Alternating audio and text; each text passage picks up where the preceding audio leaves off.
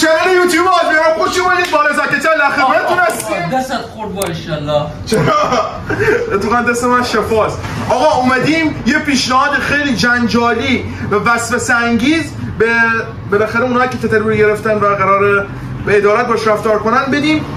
رضاکچل ببرید. آخ دستت خورد با. این رضا یه سری آپشن‌ها داره. من میخوام از آپشن‌هاش اول براتون بگم، بعد اگه وسوسه نشدید دیگه دست خودتونه. دوست داشت با تیر بزنید، دوست داشت با لگد بزنید تو یه جایش، یه بلای سرش بیارید بالاخره. ما این نیاز نداریم، گفتیم جا تتلو بره، حداقل تتلو بیچاره نمیره.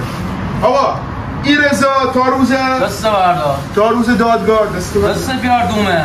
رضا تا روز دادگاه بهتون شیر میده، تخم میذاره، بعد کلش که چه میتونه اونجا، سنش هم که میتونه به اونجا به اصطلاح به عنوان عروس زندان استفاده بشه. بگم چه بویی؟ میدونی عروس زندان چیه؟ عروس پادگانه. جشن پتو میدونی چیه؟ بردن حتما. نه تو رو قراره ببرن داداش، تو فعلا کار داری. بعد آسا رضا خیلی قابلیت‌های خیلی خفن داره. شکمتو نشون بده. شو کن بدنی بیار بالا. حالا همه سیکس پک دارن، استا ایربگ داره. خودت چه داری؟ من اوکی ام. من پشمیه نمیفهمم. رضا میری به عنوان به اصطلاح قربونی پیشمرگت تو بگم گوسفندیه. حالا چیزی از گوسفند چرا نداری؟ از چی نگاه میکنم؟ ما گفتم گوسفند. زر نزن.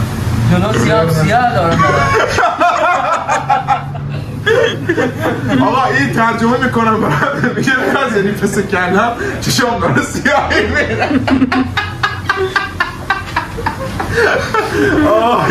خدایا. آقا بعد کله رو بده رضا نگاه کنید، جاپسیش خوبه، یعنی جاپسی شکم رو بر رضا جاپسی هم داره. دستت قدم با هم شو، یعنی میگه ایشالا دستت بشکنه همین امشب. ترجمه میکنم. اصلا بالاخره یه پیشنهاد وسوسه انگیزه برای اون کسایی که میخوان با تتلو به عدالت برخورد کنن. رضا رو ببرید با عدالت. حالا عدالت هم نبود بزنید تیکه پارش کنید، ما راضییم. رضا میاد اینجا قهوه میخوره، پول قهوه تو ربطی. تو اصلا اینجا به عنوان گوسفند داری بازی می‌کنی. قرارمون نبود تو بابا کن. صداش خوبه، صداش دوست دارم. آقا عباس هم اومده. تو عباس صداش یه دقیقه بیا. عباس یه دقیقه بیا. یه دقیقه سری بیا داره تموم میشه. بیا فوتو. نه اوردم تو تصویر. دوباره با عباس آشتی کردن. آقا اینا هم بگم مبارک.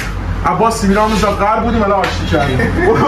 ما رو نگاه استا داشتم بهتون میگفتم این فیسش هم خودم براتون با مداد رنگی نقاشی میکنم، میشه کپی تتلو. چه گویی؟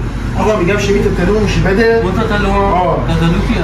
تتلو رو بعد برات تعریف میکنم. هم جلو سیاه میره. آره استا دارم بهتون میگم این ایجاد بابا ول کندیشون. میگم سال با چی میبندیشون؟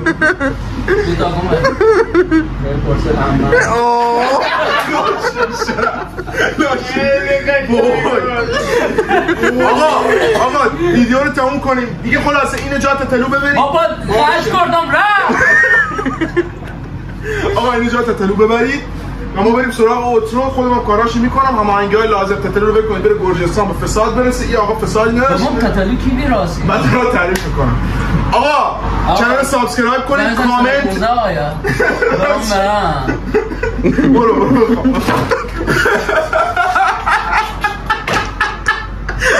اوستا نه جلو چنل سابسکرایب کنید. چنل سابسکرایب کنید، کامنت انگلیسی هاتون نره، زنگوله و سال هم بزنید. عشقید سلاتیم. تا ویدیوی دیگر بدرود. تتلو ان شاءالله آزاد میشه، ما بهش امید داریم.